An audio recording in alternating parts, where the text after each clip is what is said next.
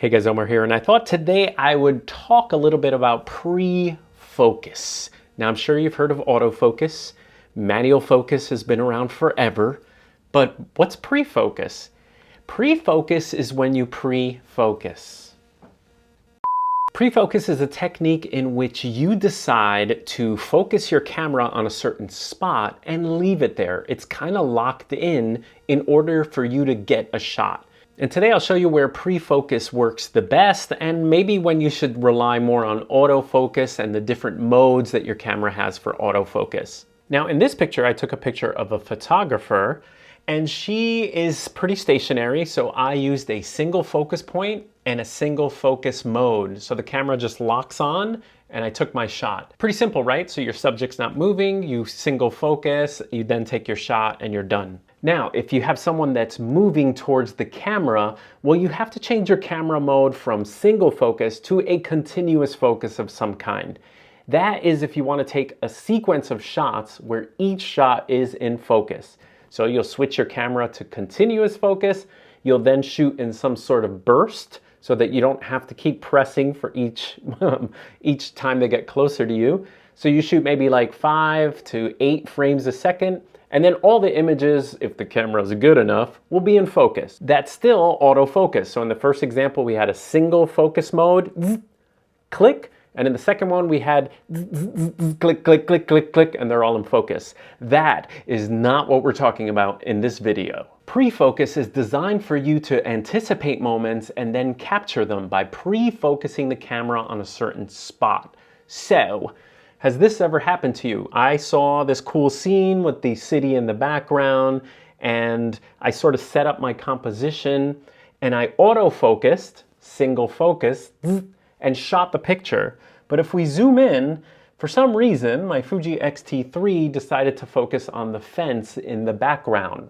It happens sometimes, and then you're all upset and then you cry because you have this epic shot, but the person that you were trying to photograph or the moment, they're blurry and the camera decided to focus somewhere else. This is a perfect example of where pre-focus works a little better. Now there's 3 ways you can set up your camera to pre-focus.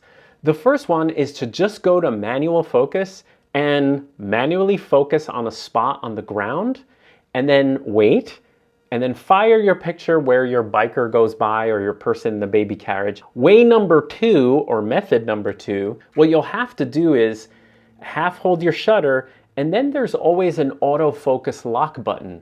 So you have to half hold the shutter, and then press your autofocus lock button, hold everything, wait, and then the camera will be locked on that spot that you chose. And then when the action happens, you could fire away.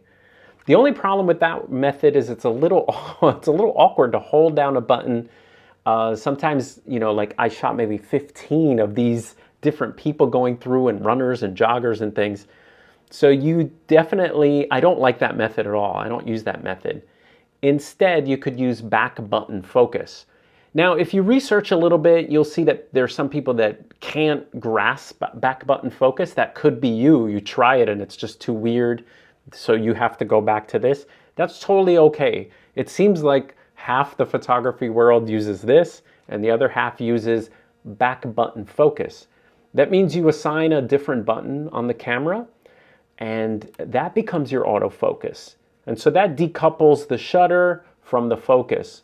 That works great for pre-focusing because you can set up your composition 1, put your little focus point what you want, use your back button, and now you just wait. You don't have to hold any kind of autofocus lock button or anything. You just stay in the same spot and your camera is already pre-focused. As soon as the person goes by, you just click, okay? You don't have to focus again.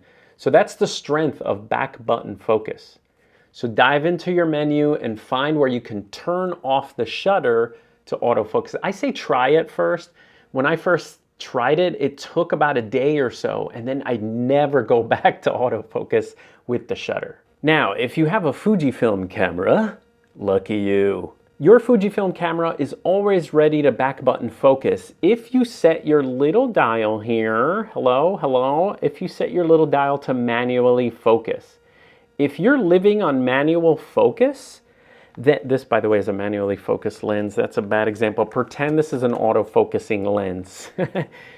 If it's on manual focus and I half hold the shutter, nothing gonna happen because it's on manual focus. However, the button on the back is always active and ready to autofocus. So even though it's on an M, manual focus, when I hit this button on the back, it'll go, it'll wake up. So you can pre-focus using the back button. Once you let go, the camera will not focus with this button. So if you don't want to turn on full-time, back button focus, and you want to leave this guy on sometimes, that's one thing you could do is, that button is always active for you. And then if you want to have this button to autofocus, you could switch back to the S, and then this guy's ready too. So that's a cool way that Fujifilm can switch between, your pre-focusing method and also you're keeping your stupid, shutter focusing. It doesn't really work that great. You should just stop. Here's another shot I did, same location. I'm pre-focused, I don't have to refocus. And if you see, I'm shooting at 1.2 here. So this technique actually happens. Now this technique is great if you're shooting shallow. That's one of the reasons. If I would have shot this at f11, I really wouldn't need to, I could almost pre-focus anywhere. But since I'm shooting this at 1.2 to kind of get the city a little blurry back there, pre-focus is really the best way to do it. Now, could I autofocus on this guy running across? Sure, but Fujifilm cameras, in my experience, sometimes they like to grab the background. So sometimes you have to keep your focus point really tiny and kind of pinpoint. It's so much easier to focus on a spot on the sidewalk and wait for someone cool to go by, like this dude. Now you have to understand how depth of field works too, because this person's out of focus. They're out of my little focus area, which is how much depth you have, okay? So when I pre-focus on the sidewalk for the runners, this guy is out of that focal plane. He's closer to me, so there's no way I could get him in focus. I saw him coming down and, and the only thing I could have done was probably to single focus on him and fire, but he was just going way too fast. I just fired away to just see what I could get, but he's out of focus. So understand that if you're shooting at 1.2 and you pre-focus, pretty much joggers and people have to go through that plane. Anyone that goes in front of it will be blurry. Okay, this is what pre-focus looks like. If you have a cool composition, it's always good if you're shooting, kind of shallow, like 1.2 or so, is to see what the blur background looks like. So I pre-focus on these tracks here. By the way, these are super slow trolley tracks. I'm not shooting on train. Don't shoot on train tracks, people. They're dead train tracks. Don't shoot on train tracks because, you could always... and then you can wait for interesting people to walk by. This is another pre-focus shot here. I focused on the sidewalk here and sort of took a quick look at what the buildings look like at 1.2 and then waited for someone interesting to go by. Now, because I pre-focused, the person is sharp, the building's still blurry, and I didn't have to fumble with autofocus and modes and continuous and zones. And another example, just parking myself somewhere and focusing on the sidewalk where people will walk and then sort of letting people go through. Now, your best chance of success for this sort of like people going through is to shoot at f4, 5.6, f8. Now, in this shot, I didn't set this shot up. This shot was totally set up, the lighting and everything in the water and the dancer by Sony, a Sony event I went to. But this is a perfect example of where you can pre-focus and you could shoot this whole session without ever focusing again, because she's not moving within 3-4 feet. She's doing all these jumps in the same spot. And so you could just focus on her leg, back button focus on her leg, just a single, and then you just hang out there and just watch and just shoot away. You could forget about autofocus. Now, you could still use pre-focus if things are coming at you. So here my daughter is coming down a slide. You ready, Dad? I'm ready. Now, I could have put it on a zone. This is the Sony a7 III, which is great in a zone with the little green boxes. And the Sony probably could have kept up, no problem. But what I did instead is, I know she's coming down the slide, and all I have to do is catch at the right moment. Just catch her at the right spot. So what I did was I focused on a little line that's on the slide and waited, go. Once she took off, I just fired away at the decisive moment. Right when she passed that line or is it at that line. Again, you could give yourself a little bit of safety by shooting at 5.6, but I shot this at 2.8 so that the slide is blurrier near me kind of thing. And she is super sharp. Now here, again, I set up, I focused on the spot where she stepped. You could see her sneakers are super sharp. And here, pretty much everything is sharp because I shot it at f5. I shot this at f5. In this shot, I was actually interested in photographing the cool little smart car. I have a thing for smart cars. I totally love them. I've always loved them since the first time I saw them in Italy. I was like, what the hell is this thing? But here, I was shooting at 1.8 to kind of get, this is again the Nikon, and the background is blurry. But I saw a cool character go by. Look at this. He's wearing a Spider-Man shirt with a some kind of like construction mask. The problem was I was at 1.8 focused on the car.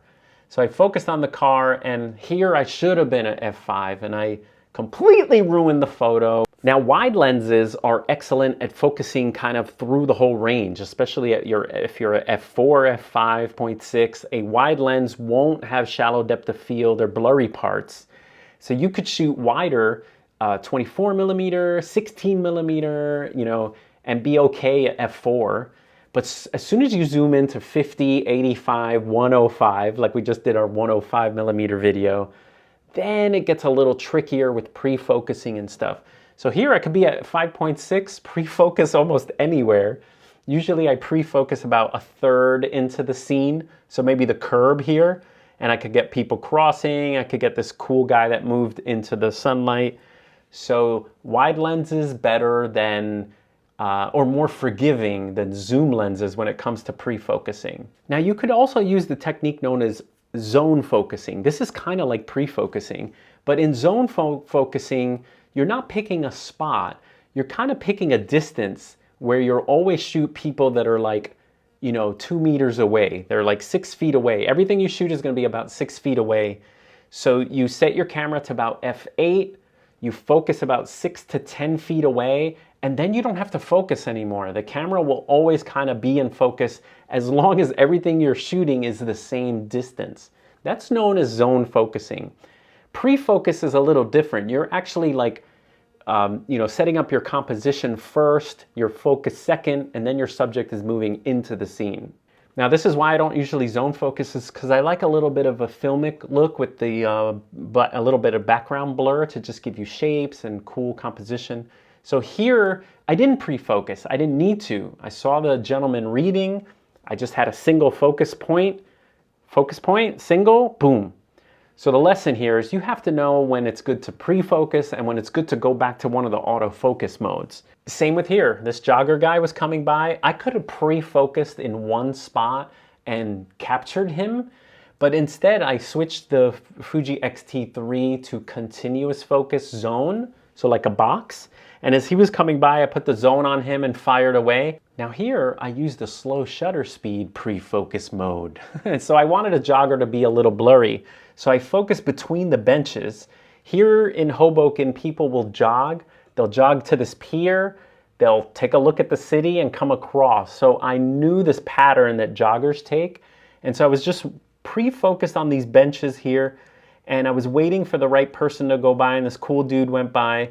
And I'm at 15th of a second here with the 56 millimeter 1.2. All right, so now you can add pre-focus to your arsenal of awesome shooting. Another awkward ending. All right, I'll see you guys next time. Bye.